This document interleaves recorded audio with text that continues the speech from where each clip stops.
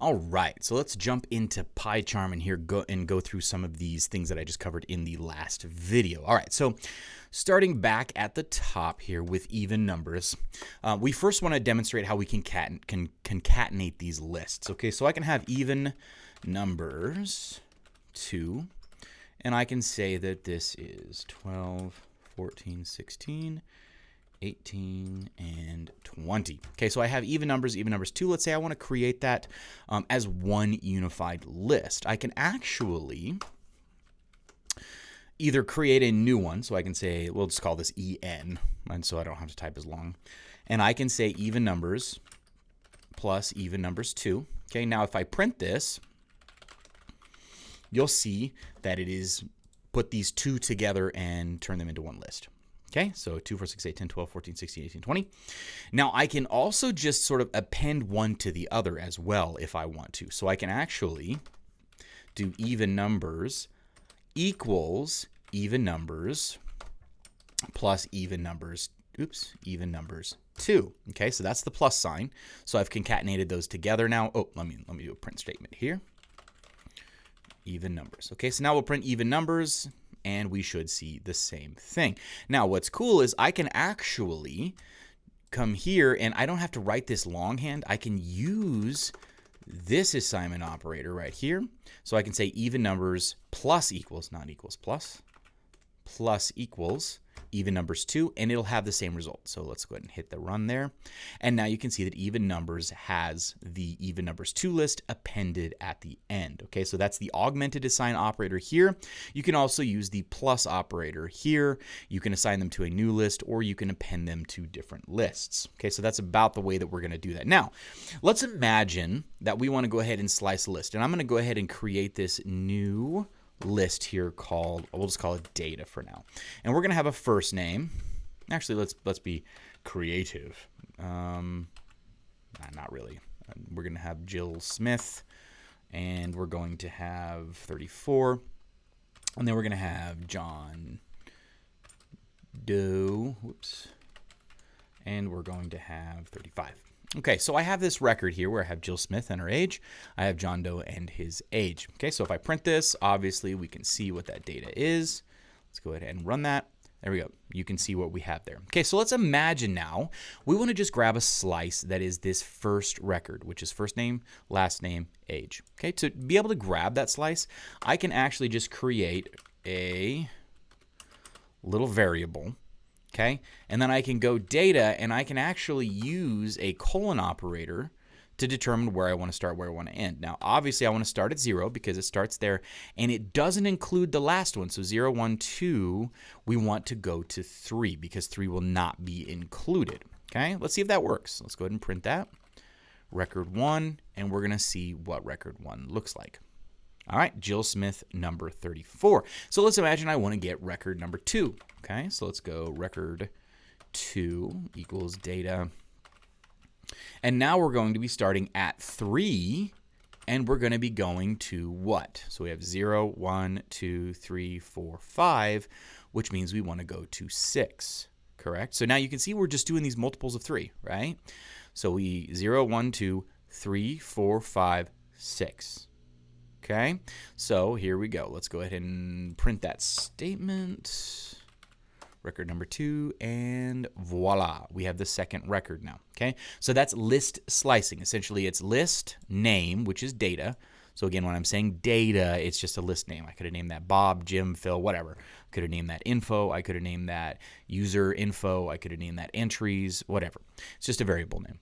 And I take that list name, and then I use the square brackets. Now I can dereference, which is get out of or assign into that list using a single number, which is indexing, or I can list slice using the colon to make sure that I can grab that data out of there. Okay, so that is list slicing. Again, so just to show you, we're gonna make a entry. Or entries, whatever, doesn't really matter. We can actually not specify the start, and we can grab that third. Okay, so you can see, entries is not spelled correctly. There we go.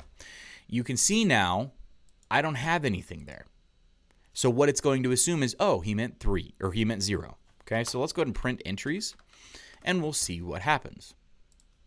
There we go, Jill Smith 34. So it goes from 0 to 3. Now I can do the same thing here.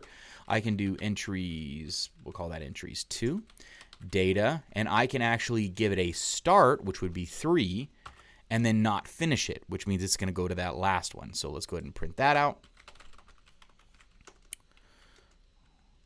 Oops, there we go. Entries 2, and there we go. Now you can see John Doe 35. Okay, so we don't have to put anything in there if we don't want to. Just be careful with it. It's usually best to just go ahead and specify start and end because it just leaves nothing to mess up. All right. So if we want to actually do this finding concept, so we talked about the in operator, okay? We want to go ahead and like search this list and say, hey, is this thing in it? Okay, so let's say we ask the user, enter a name you would like to search. Now we can actually go through and we can see if that information is in that list, okay? So I can do an if statement, okay? So I can say if Jill, we want to look for Jill, is in data, we can print, found. All right, and then we can do else, we can print not found. Okay, now again, if we actually don't have it in there, well, actually, no, sorry, excuse me. If we get a false, then we're going to get the else. Okay, so let's go ahead and test this out. So it was found because Jill is there. Now let's go ahead and do a quick little input. To find equals input. Please enter name to search. Okay, so I'm going to enter a name to search. Now instead of putting Jill here hard-coded, I'm actually just going to go ahead and put to find. Now I'm going to go ahead and change this because it wants me to, and I don't like the little squigglies. But okay, so essentially I have data. We're going to take user input, which is going to get the name to search. And then if to find is in the data, then it's going to print found. Otherwise, it's going to print not found. Okay, so we're going to print for Jill.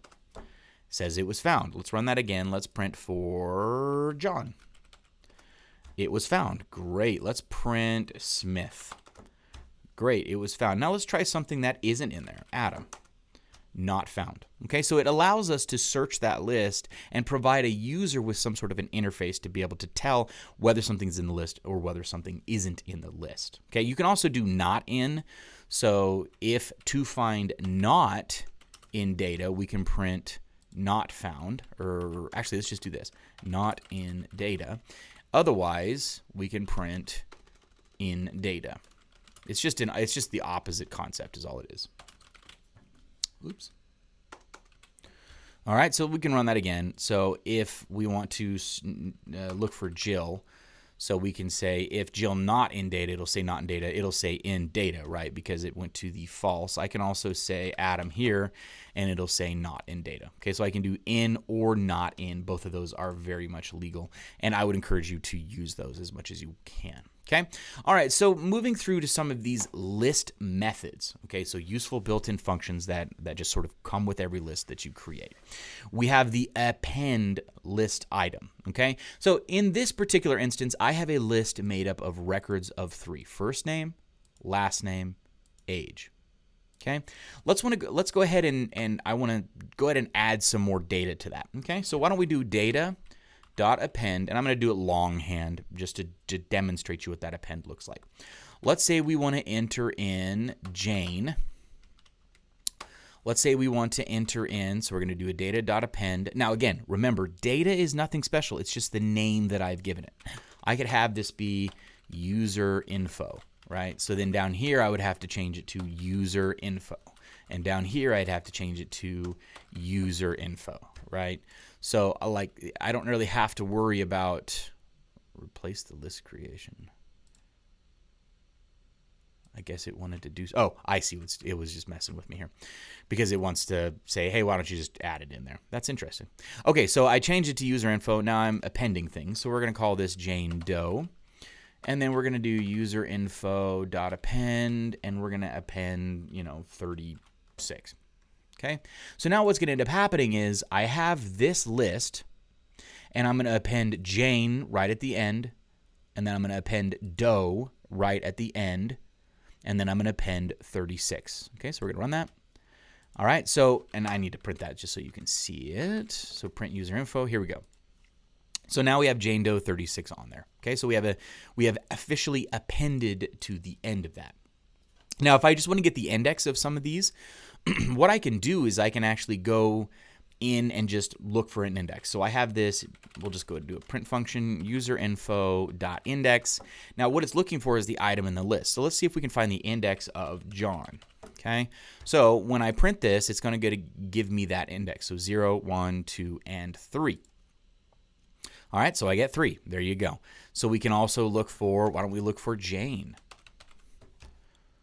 And it gives us 6 because we actually appended Jane to the end, right? Now, what about Doe? We have Doe here and we have Doe here. Which one do you think we're going to get? Let's go ahead and ask. So what about Doe? So we have 0, 1, 2, 3, 4, 5, 6, and 7. So we have 4 and 7 as a possibility. And there you go. We got 4. So it'll grab you the very first instance of that item in the list. It'll return the index of the first element in the list containing the item. Okay, it's not going to give you all of them, just returns the very, very first one. Okay, so that's your info or your .index function. Your index function is also really, really useful. So let's say we want to insert something. So let's go ahead and do user info .insert. Okay, and then we're going to give it an index. So let's choose 4. And then we want to give it the item. And let's say Phil. Okay, so that's going to insert at 4 Phil. So let's go ahead and print that and see what that looks like. So there's user info, and we run it now. Jill Smith, 34, John, Phil, Doe. Okay, so you have just stuck it in the middle there, right?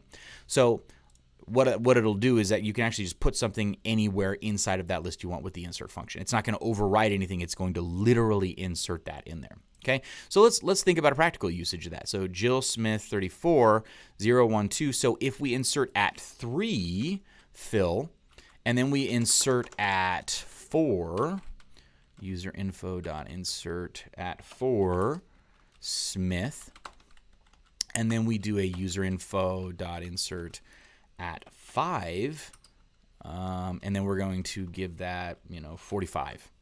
Now what we'll see when we print user info is that we've inserted essentially a new record into that. So we have Jill Smith 34, Phil Smith 45, John Doe 35, Jane Doe 36. Okay, so that's sort of how that works and what that looks like. Okay, so that's your insert functionality. Now again, we can sort this.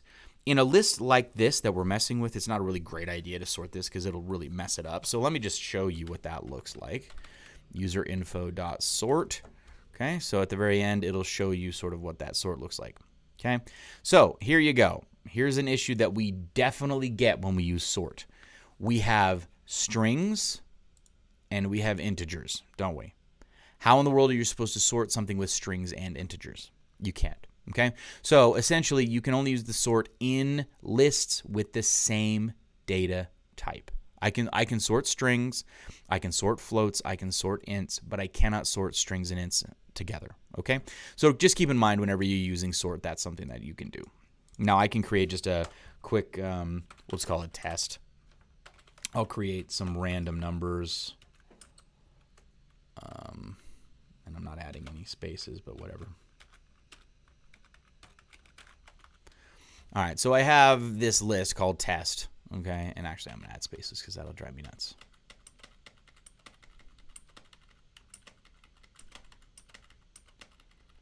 All right, so here is what we have, all right? So it's obviously not sorted. So let's go ahead and sort that. So we're going to do test.sort, all right? So let's go ahead and print test and see what that looks like. There you go. 2, 2, 3, 5, 5, 6, 8, 9, 10, 132, 354, 54, 46. Now I can also reverse that if I want to get it to go the opposite direction. Oh, sorry, I don't want to. You want to call that here. There you go, and then just print test. There you go. Okay, so now it's just the opposite direction of the sort. Okay, now we can use this remove function as well to just remove something out of here. So let's say we want to remove 5546. So I can do test.remove, and let's use 5546. And then let's go ahead and print test, and we should see that 5546 is gone. Okay, you see how 5546 is now gone. Okay, and we've already used the remove functionality, or the reverse functionality. Okay, so those are the list methods that are available to you and how you can mess around with those lists. All right, we're going to jump into lecture again in the next video. Take a quick little break, and I'll see you on the other side.